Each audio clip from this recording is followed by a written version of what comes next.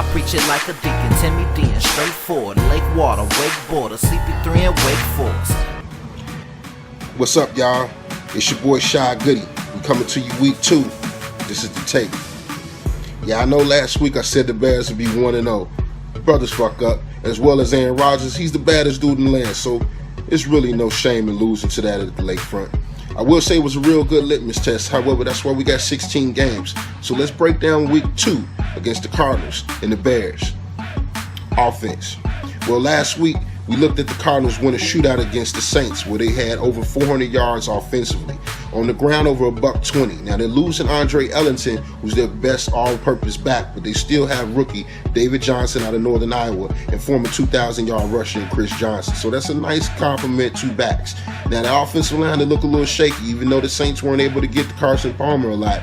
That offense can put up points quick. You're talking about John Brown, deep threat, Larry Fitzgerald, former future Hall of Famer, as well as Floyd, who's coming back from injury. This is a team that's going to be really explosive, so if you don't keep them together, they can take off on you. Now, as for the Bears, in the first half, it was magnificent. Adam Gase dialed up everything magical. When you talk about Cutler, he had a really good command of the offense. He was able to manipulate the pocket as well as keep the offense on the field. Time of possession was beautiful. Because on third down they were 9 for 11, the Bears were able to establish a tempo to keep the Packers offense on the field. So I saw good things. In the second half, you had the Bears with a couple more penalties where they ended up having 6 for the game for 67 yards, and the Bears threw an interception in the fourth quarter, which killed their hopes.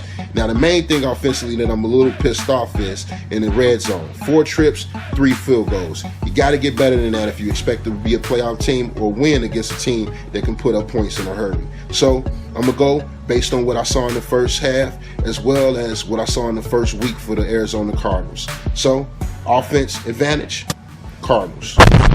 Defense, both teams looked shaky last week, but you got to look on paper. That Cardinals secondary is nasty, led by the Honey Badger and one of the better cover corners in the league in Patrick Peterson. These are 2 nasty ball hawks. Now in the front 7, they really shut down the Saints running game. When you talk about only giving up 50 yards on the ground, that's really nasty. Now the Bears, they couldn't get to Aaron Rodgers. A lot of teams can't, but you didn't see any pressure at all from that front 7. Jared Allen, Parnell McPhee, you didn't really see these guys get involved. So I'm hoping to see that front 7 to be a little bit more aggressive against a shaky offensive line with the Cardinals. Now against the run, Eddie Lacy didn't break any huge runs, but Aaron Rodgers definitely got loose a few times. I don't see Carson Palmer having that mobility, so if they can bottleneck him and force him into some mistakes, I see the Bears getting a few turnovers this week. Now, if you're looking at the matchup overall as it is, I got to go with the advantage on defense, Cardinals. Special teams, let's keep it quite simple. Both teams gave up big plays in the coverage, whether it be punt or kickoff. The Bears really didn't establish anything as far as field position. They actually gave up better field position to the Packers, who started on their average 35. So I'm looking at a situation where the Bears definitely have to prove in that area. As far as for the Cardinals, they gave up 3 or 4 explosive plays last week against the Saints. Something in Bruce Arians definitely wants to fix if this wants to be a playoff team. Overall, when you look at this kicking game, Robbie Gould is one of the best in the business. So, advantage special teams, Bears. Now, intangibles, let's keep it 100, people. The Cardinals are coming off a good victory against the Saints at home, and they're going to come in fired and ready to go. Okay, when you look at what Adam Gase was able to do offensively, as well as Vic Fangio coming in to play complimentary football, they did it for a half, so you can see the difference in this team.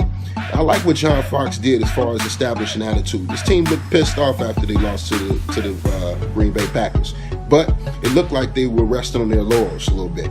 I think coming into the lakefront this week, understanding that the Bears don't want to be just the bottom feeder of the league, they're going to come in ready to play.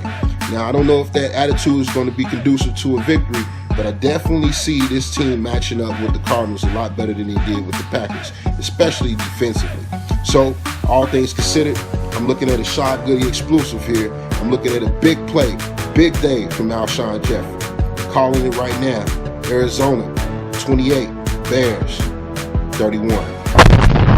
That's right, you heard it here. So hopefully I'm right this time and Bears can go 500. Not calling me a homer, I don't give a shit. I'll see you at Shadow Sports for the in-game bread where we know we pop the shit.